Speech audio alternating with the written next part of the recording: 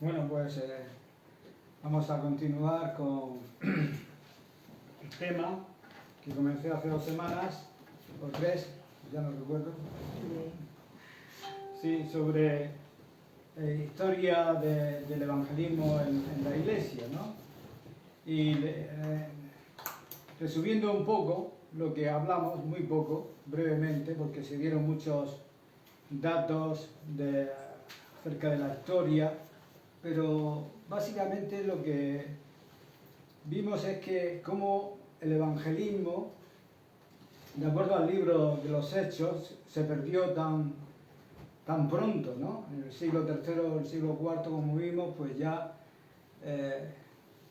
con Constantino, ¿no? Cuando ya se legalizó el cristianismo, ya la persona que nacía siendo cristiana, ¿no? Evangelizar ya de alguna manera se perdió. Ya las personas nacían, eran bautizadas, eran confirmadas, se administraban ciertas gracias por medio de los sacramentos y no había esa necesidad hasta la Reforma, como vimos, que quedamos en eso la última vez, como la palabra euangelion, que significa evangelio, de alguna manera fue asociada con los reformadores, ¿no? Los primeros evangélicos fueron los reformadores y se le asocia el evangelio. Eso es bueno, ¿no? Hay algunas cosas de las cuales nosotros como evangélicos, por la dilución del evangelio que se ha hecho, pues no nos muchas veces no quisiéramos ser evangélicos en ciertos aspectos, ¿no? Pero asociándonos con el evangelio, eso ya es bueno, ¿no? Porque a la iglesia tradicional no evangelizaba. Entonces es bueno que los creyentes, los nacidos de nuevo, pues tengan esa actitud y esa visión de dar a conocer el evangelio, ¿no? Y por eso pues terminamos acerca de cómo los primeros reformadores les llamaron evangélicos, ¿no? Y agregando a los principios de Lutero, por ejemplo, de la sola escritura, la sola fe y el sacerdocio de todos los creyentes, Juan Calvino afirmó la necesidad de una experiencia de conversión consciente para poder resolver la cuestión de la elección del individuo.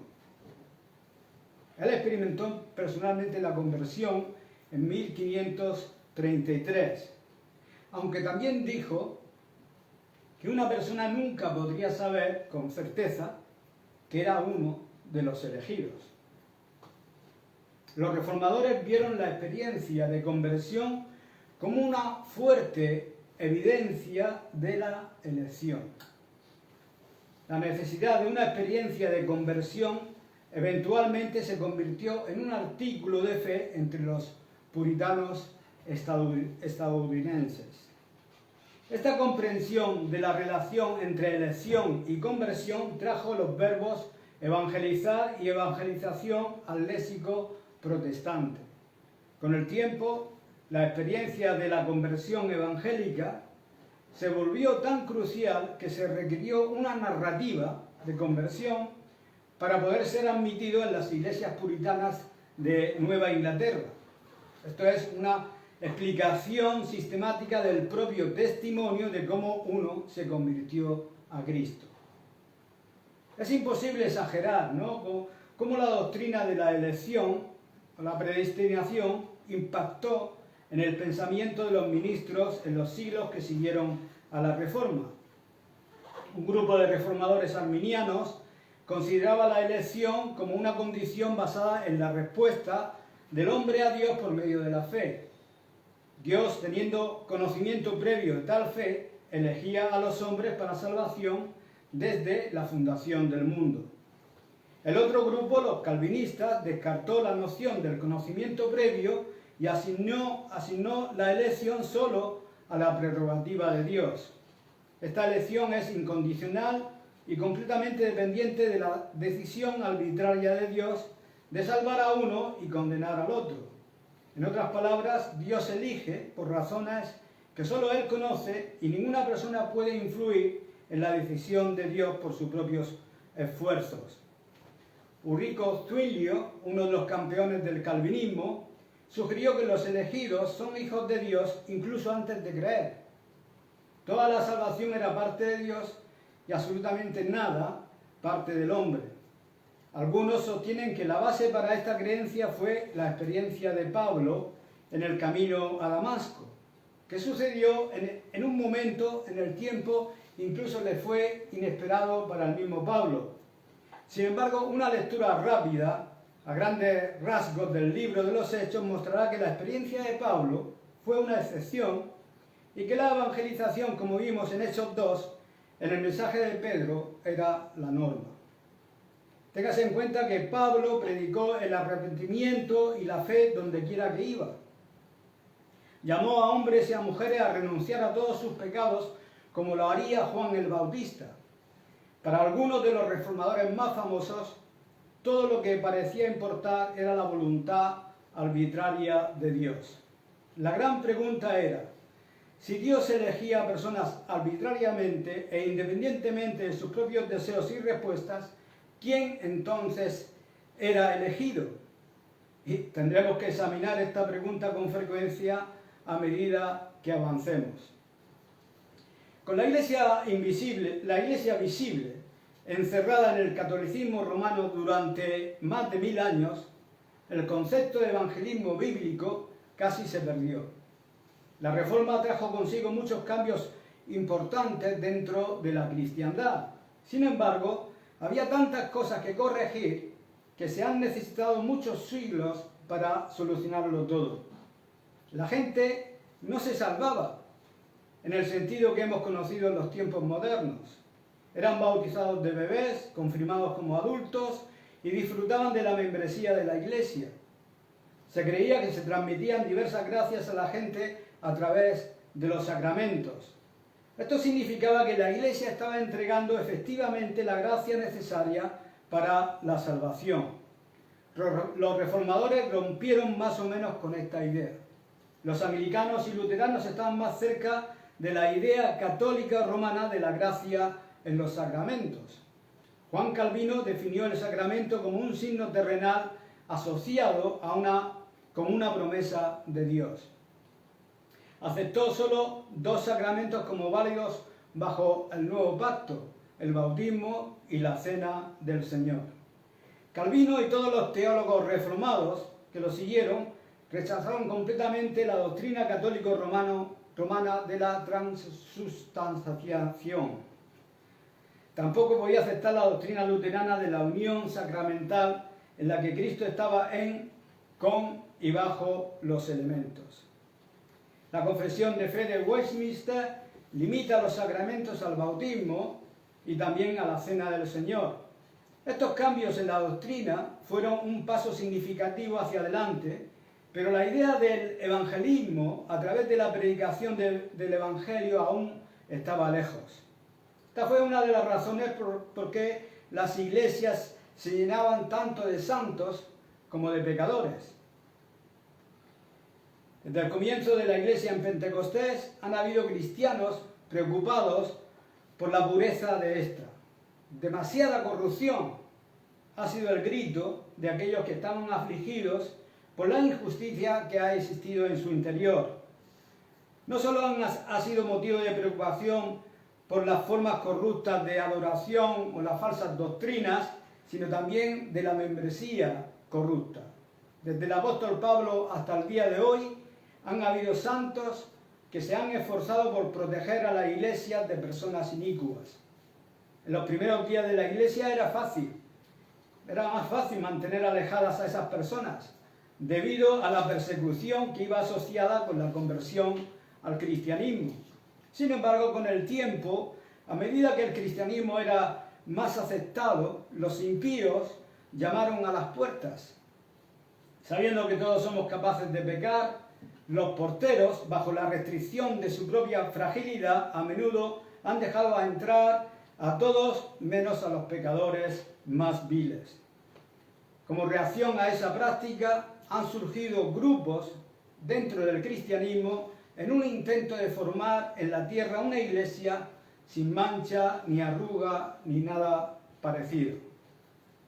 Uno de ellos, de estos grupos, fue llamado los donatistas, ¿no? En el 303 después de Cristo, un emperador romano llamado Diocleciano llegó al poder y persiguió duramente a las iglesias. Como resultado, algunos cristianos renunciaron a Cristo y algunos dieron los nombres de otros cristianos, así como los escritos sagrados, para que fueran quemados. Estas personas eran conocidas como traditores. Después de la muerte de Diocleciano, algunos de los que renunciaron a Cristo intentaron reunirse con los cristianos de nuevo. Uno de estos, un tal llamado Ceciliano, había regresado al redil y fue consagrado obispo de Cartago en el norte de África. Y esto no les cayó bien a aquellos que creían que la persecución era un medio de detectar quién era y quién no era un creyente genuino. Los que se rebelaron contra él nombraron a Majorinus como obispo rival. Sin embargo, Majorinus murió poco después y Donato tomó su lugar. El grupo se separó de la iglesia y llegó a ser conocido como los donatistas. Sus acciones fueron consideradas divisivas y poco caritativas por aquellos que querían perdonar y olvidar. En respuesta a los donatistas, Agustín ideó una teoría acerca de la Iglesia que debía orientar el pensamiento cristiano ortodoxo sobre el tema. Según Agustín, habían dos iglesias. Una era pura, pero invisible. Incluía a todas las personas vivas, muertas o por nacer, a quienes Dios había predestinado para salvación. La otra era visible, pero no del todo pura. Incluía a todas las personas vivas que profesaban creer en el cristianismo. Y dado que no todas las personas que profesan a Cristo son verdaderos creyentes, la iglesia visible no puede estar libre de mancha o arruga. Sin embargo, Agustín creía que deberíamos esforzarnos por mantener la pureza dentro de la iglesia, excluyendo a los pecadores más graves hasta que se arrepientan visiblemente de sus pecados. En el 429 después de Cristo, el emperador Teodosio II formó un comité para codificar todas las leyes desde el reinado de Constantino hasta Teodosio II y Valentiniano III. Dentro de esta compilación había una ley que prohibía la repetición del bautismo en agua. Esta ley apuntaba a los donatistas, que creían que cuando los sacramentos eran administrados por personas pecadoras, los sacramentos no eran válidos. Los donatistas fueron objeto de leyes y sanciones adicionales por anabautismo o rebautismo, que incluía el destierro del sacerdocio, la incautación de bienes inmuebles o la ejecución misma.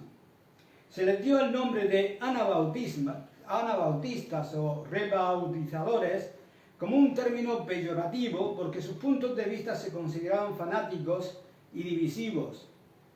Dado que la Iglesia se había unido con el Imperio Romano, los asuntos religiosos eran propensos a causar división dentro del Estado, por lo que se aprobaron las leyes estrictas contra la tal llamada herejía. Desde este periodo, en el 400 hasta el 1500, el término adquirió el significado más amplio de fanático religioso. Es vital hacer una distinción clara dentro de la amplitud de la reforma en lo que era la reforma magistrativa, tiene que ver con las leyes las leyes del Estado, y la reforma radical, ¿no? Dado que la Iglesia y el Estado estaban unidos, Martín Lutero buscó reformar la doctrina y practicar la magistratura mediante la autoridad del gobierno. El Estado gobernaba la Iglesia local, por lo que Lutero buscó cambios a través de la legislación. Hombres como Zwinglio en Suiza y Juan Calvino en Ginebra establecerían más tarde teocracias para imponer la práctica de la Iglesia. Esto significaba que los magistrados de la Reforma emplearían el mismo tipo de tácticas brutales que usaban los católicos romanos para tratar con los herejes. Por otro lado, los reformadores radicales buscaron separarse de la Iglesia establecida para regresar al cristianismo del nuevo pacto. Enfatizaban el amor y la tolerancia cristiana. Deseaban una Iglesia pura, libre de gente corrupta y de doctrina corrupta. La reforma radical no era una ideología nueva, sino que había continuado clandestinamente en la tradición anabautista a través del tiempo. Como creían que el bautismo de infantes no era válido, volvieron a bautizar a sus miembros. Sin lugar a duda, los anabautistas fueron lo más parecido al cristianismo del Nuevo Pacto y al evangelismo al estilo del libro de los Hechos entre el año 400 y el 1600 después de Cristo. Zwinglio adoptó un enfoque de magistrado para reformar la Iglesia. Y dado que era parte del personal asalariado del gobierno, algunos creen que se negó a tomar medidas para reformar la doctrina y la práctica porque podría poner en peligro su salario. Esto fue especialmente cierto en el asunto del bautismo en agua. Al principio, Zwinglio estuvo de acuerdo en que el bautismo de niños estaba mal y que solo los adultos deberían ser bautizados. Pero la presión de los miembros dentro del gobierno lo llevó a un compromiso. Algunos de sus estudiantes se impacientaron al sentir que Zwinglio estaba demorándose en este tema del bautismo, por lo que rompieron su relación con él y se convirtieron en lo que comúnmente llamamos anabautistas. Lamentablemente, Zwinglio comenzó a perseguir a sus antiguos alumnos. Veremos esto con más profundidad más tarde, pero en este momento debemos tener en cuenta cómo el deseo de popularidad, unidad y dinero estaba ya impactando en el progreso de la verdadera reforma dentro de las iglesias del siglo XVI. Los anabautistas tenían requisitos más estrictos para la membresía de la iglesia que otros grupos que buscaban reformar las iglesias en el siglo XVI. La comunión y el bautismo estaban restringidos solo a los creyentes y fueron los primeros reformadores en practicar la disciplina en la iglesia. Rechazaron por completo el bautismo de niños, que fue y es ampliamente considerado como un medio de incorporar a los niños a la membresía de las iglesias visibles. Dado que los infantes no pueden entender el Evangelio, los anabautistas no vieron los bautismos de infantes como válidos, eligiendo rebautizar a las personas una vez que llegaran a la mayoría de edad y profesaran a Cristo. Esto hizo que fueran acusados de donatismo. Fue una acusación exagerada y abusiva porque solo buscaban una iglesia pura, pero esa acusación fue compartida por otros reformadores ingleses. El término puritano se utilizó para asociar a los inconformistas ingleses con el donatismo. Estos grupos surgieron como una extensión de la reforma que comenzó en Inglaterra alrededor de 1530, cuando Enrique VIII rechazó al Papa. Este rey permitió que la Biblia se imprimiera en inglés, abriendo la puerta a que la gente supiera hasta qué punto la Iglesia Católica Romana se había apartado del ideal bíblico. Recuérdense que antes de esto la Biblia había estado encerrada en la lengua muerta del latín desde que Jerónimo la tradujo del griego. El hombre común no podía leer ni entender el latín, por lo que ignoraban la palabra de Dios. En la década de 1300, John Wycliffe tradujo la Biblia del latín al inglés, sembrando las semillas de la Reforma protestante. Desafortunadamente, la imprenta aún no se había inventado y estas Biblias tuvieron que ser copiadas a mano, de una forma minuciosa, lo que llevó meses producirlas. El impacto fue tremendo. Los seguidores de Wycliffe, conocidos como los Lollardos, difundieron el mensaje de la Biblia hasta que fue prohibida en 1401. Respecto a la quema de herejes, una ley que salió, el de herético corburendo, fue una ley aprobada por el Parlamento bajo el rey Enrique IV de Inglaterra, que condenó a los llamados herejes, a los lollardos, a ser quemados en la hoguera. Esta ley fue uno de los estatutos de censura religiosa más estrictos jamás promulgados en Inglaterra. Hombres y mujeres fueron quemados hasta morir en Smithfield, Londres, simplemente por enseñar a sus hijos la Biblia en inglés. A partir de 1408 se aprobó otra ley en Oxford que hizo que la traducción de la Biblia al inglés por laicos sin licencia fuera castigada con la muerte. Sin embargo, a medida que las ideas reformadas se difundían y más personas se vieron expuestas a la Biblia en inglés, aumentó la presión por el cambio. Cuando Eduardo VI llegó al poder en 1547, la Iglesia de Inglaterra fue despojada de muchas ceremonias romanas, y cuando murió en 1553, María, la sanguinaria, que se llama, ascendió al trono y, queriendo regresar a los países de raíces católicas, una vez más bautizó a muchos protestantes en fuego y sangre. Algunos líderes protestantes huyeron al continente y aprendieron las costumbres de los reformadores como Calvino y Zwinglio. En 1558 murió María e Isabel tomó el trono. En 1560 se completó la Biblia de Ginebra y se publicó en 1575 en Inglaterra. Entre 1575 y 1611 se publicaron más de 100 ediciones. Esto puso la palabra de Dios en manos de más personas que nunca antes en toda la historia humana. Era como si la palabra de Dios hubiera sido redescubierta de nuevo por Esdras, como lo había sido en los días de Nehemías. Una vez que la palabra de Dios estuvo disponible, los protestantes pudieron continuar con el trabajo de reformar la Iglesia de Inglaterra. Aquellos que buscaron reformar la Iglesia de Inglaterra fueron conocidos como puritanos. Eran un grupo sumamente dedicado de cristianos que en una época de indiferencia se tomaron muy en serio la Biblia y la vida cristiana. Hicieron de sus hogares pequeñas iglesias, siendo el padre el jefe del hogar, responsable de enseñar a los hijos la palabra de Dios. Oraban con regularidad y se esforzaron por alinear sus vidas con la palabra de Dios. Para los puritanos, esta era la única forma de glorificar la palabra de Dios y evitar que fuera blasfemada. Los puritanos eran generalmente generosos, que llevaban una vida moderada.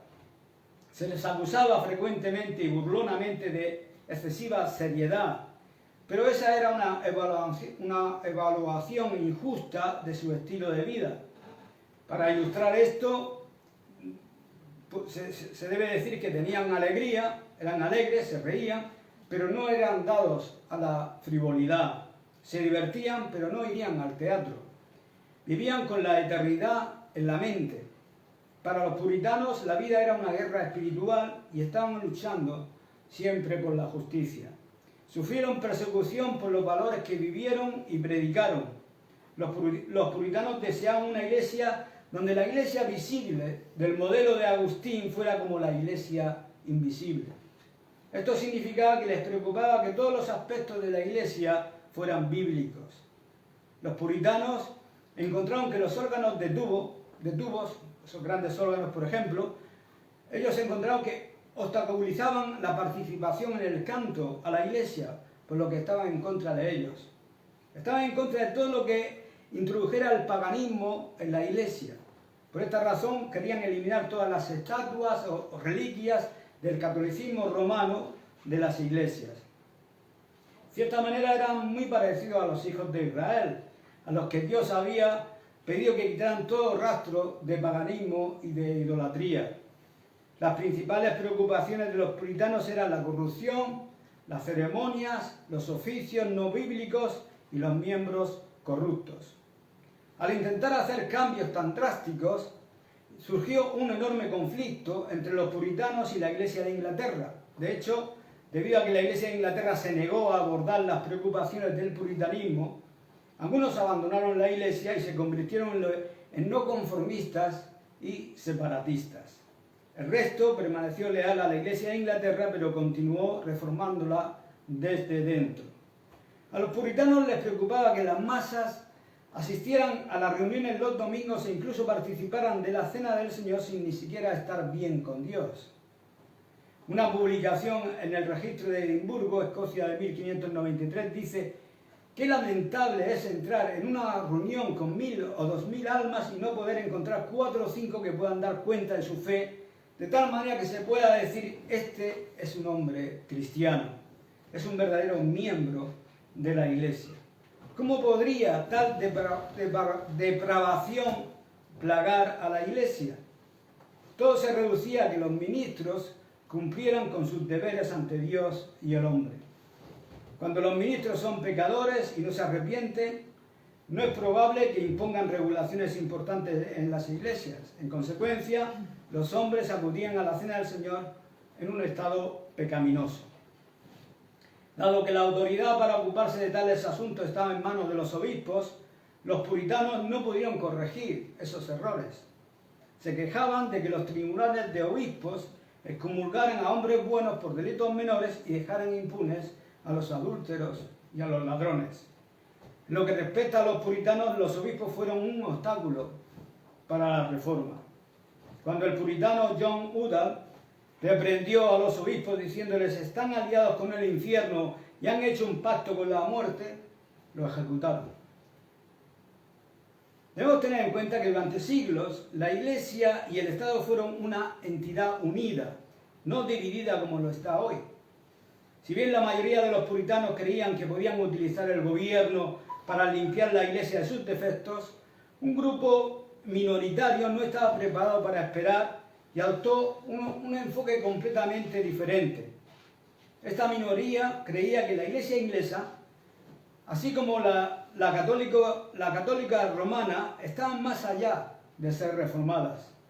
Su estrategia fue iniciar nuevas iglesias en las que los malvados y los deliberadamente ignorantes fueran excluidos. Ya en la década de 1560 hubieron algunos grupos que comenzaron a reunirse. Por ejemplo, en 1580, Robert Brown fundó una iglesia y fue el primero en defender la práctica de separarse de la Iglesia de Inglaterra. Aquellos que se suscribieron a su enfoque fueron llamados separatistas. Aunque Brown se retractó más tarde de sus puntos de vista, los que se separaron también fueron llamados brownistas. Y los separatistas prefirieron referirse a sí mismos como los hermanos de la separación. Aunque el número de iglesias separatistas era pequeño al principio, aprendieron a funcionar independientemente de la jerarquía anglicana. Esto les permitió probar conceptos novedosos muchos años antes que los otros puritanos que optaron por permanecer dentro de la Iglesia de Inglaterra. Los no separatistas lograron avances en varios lugares del país. A algunos se les permitió elegir a sus propios pastores para sus iglesias locales. Esto dio peso a su argumento de que los errores dentro de la Iglesia de Inglaterra no eran una razón suficiente para separarse de ella. Los no separatistas acusaron a los separatistas de cisma. Los separatistas respondieron afirmando que no eran culpables de cisma porque la Iglesia de Inglaterra no era una iglesia en absoluto. Basaron esta afirmación por dos motivos. Primero, la Iglesia de Inglaterra carecía de una característica esencial de una verdadera iglesia, un medio de emplear la disciplina de la Iglesia, el poder excluir a miembros indignos. Segundo, nunca había sido una iglesia porque se habían establecido incorrectamente con personas inapropiadas. Esto significaba que no consideraban que la Iglesia de Inglaterra estuviera gobernada o asistida por verdaderos cristianos. Un verdadero cristiano, según los separatistas, era una persona que demostraba evidencias de su conversión. Los separatistas acusaron a Juan Calvino de ser santo, pecador e ignorante por igual en la Iglesia de Ginebra. Compararon la práctica que llevó en Ginebra con la conversión total del Reino de Inglaterra después de la muerte de María, cuando los papistas, como los protestantes, fueron incorporados juntos a la iglesia. Insistieron en que esta no es una forma de formar una iglesia. Los separatistas creían que una iglesia debe comenzar voluntariamente con personas dignas de adorar a Dios. Estas personas no solo deben creer, sino también esforzarse por vivir según la palabra de Dios. Para hacer cumplir esta idea, todos los miembros de la iglesia deberían someterse a la disciplina de la iglesia. Esto no podía hacerse por coacción del gobierno o por coacción de los pecadores que gobernaban, sino por el libre consentimiento de los creyentes. Estas reformas servirían para formar una iglesia de verdaderos creyentes, en lugar de forzar a todos indiscriminadamente y por decreto de gobierno a ingresar en la iglesia. Los separatistas tenían 3 requisitos para ser admitidos en sus iglesias: profesión de fe, suscripción al pacto y vida recta.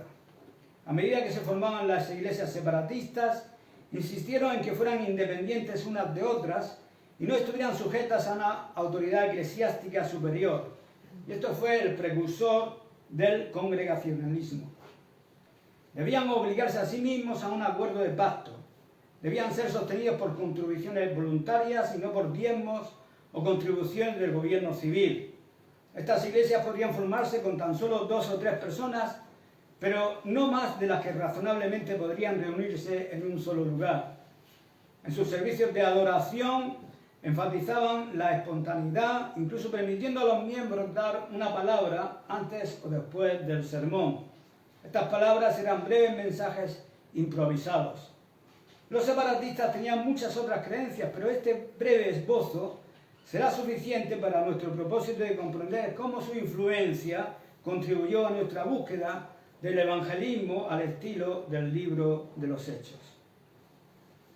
En 1620, una fracción de separatistas de una iglesia de Holanda, conocida como los Peregrinos, abordó el buque Mayflower y navegó hacia lo que hoy es Massachusetts. Estaban decididos a establecer una iglesia donde pudieran adorar a Dios en libertad, de acuerdo con los dictados de su propia conciencia. El viaje estuvo plagado de peligros. Muchos murieron en el barco por enfermedades. El resto llegó y se instaló en Plymouth. Solo la mitad sobrevivió al primer invierno en el Nuevo Mundo. Aunque el costo fue muy alto, pudieron proceder a implementar ideas sobre el establecimiento de la iglesia visible. En 1630, ciertos puritanos ingleses siguieron a los peregrinos al Nuevo Mundo buscando establecer una sociedad cristiana pura, una ciudad sobre una colina, donde pudieran vivir como una comunidad de cristianos genuinos. Estos puritanos ingleses buscaron establecer lo que Agustín llamó la iglesia invisible sobre la tierra. Establecieron estándares extremadamente altos para la membresía de la iglesia. Por ejemplo, cada persona que tenía que mostrar signos definidos de ser un santo visible para poder ser admitido en una iglesia. Esto significaba que tenía que haber pasado por una experiencia de conversión. Solo los santos visibles calificaban para la cena del Señor. Los puritanos de Nueva Inglaterra, como la mayoría de los protestantes, especialmente los calvinistas, creían en una forma de predestinación. Esto significaba que creían que eran elegidos por Dios y elegidos para este propósito especial. Fue un experimento de proporciones históricas. Se creían los elegidos, pero ¿qué pasaba con las personas que deseaban unirse a sus iglesias? Esta pregunta puso a prueba a las iglesias de la Nueva Inglaterra durante los próximos 70 años. Juan Calvino, como he dicho antes, enfatizó que es imposible en este mundo determinar con precisión si uno es contado entre los elegidos de Dios. Sin embargo, había proporcionado una serie de pistas mediante las cuales las personas que cuestionaban su elección podían predecir sus posibilidades. Era esencial para todos los creyentes asegurar su vocación y su elección. Y Calvino más tarde los puritanos entendieron que ningún hombre tiene la autoridad para decirle a otro hombre que era de los elegidos, o en el lenguaje moderno, que eran salvos. La elección solo podría considerarse esperanzadora en la medida que se esperaba que debía tener la seguridad en sí mismos de que tenían una conciencia limpia en su sumisión a Cristo y que el Espíritu Santo les daba testimonio en sus espíritus de que eran hijos de Dios. Hicieron hincapié en que solo Dios tiene la prerrogativa de dar garantías de la salvación. Y hasta aquí esta segunda parte, que hay más partes, pero si hay alguna objeción, pues no seguiré con ellas. Así que concluyo con esto. Amén. Amén.